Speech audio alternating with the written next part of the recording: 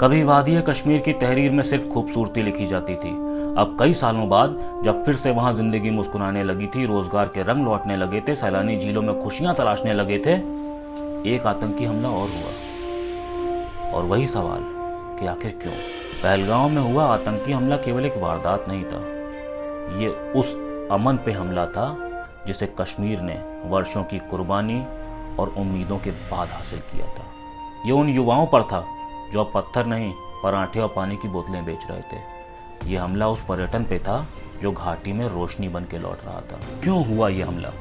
क्योंकि घाटी फिर से खड़ी हो रही थी, क्योंकि पत्थरबाज बेरोजगार नहीं थे अब, क्योंकि विदेशी एजेंडा फैलाने वाले मुल्कों को अब नए सिपाही नहीं मिल रहे थे, क्योंकि जिहाद के नाम पर अब कोई लड़ने के लिए तैयार नहीं था। और इसलिए इस खौफ की मंडी को दोबारा सजाना ज़रूरी हो गया था, क्योंकि जब घाटी कमाने लगे तो बंदूकें बेरोजगार हो जाती हैं। अब बात शांति की नहीं, जवाब की होगी।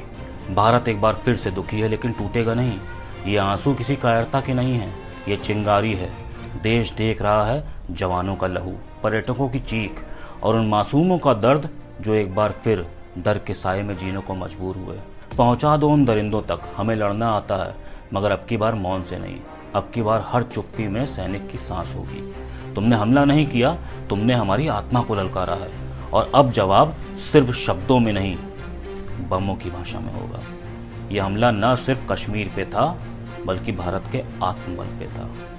अब जवाब भी उसी भाषा में दिया जाएगा जिसे ये आतंकी समझते हैं: एकता, साहस और प्रतिशोध।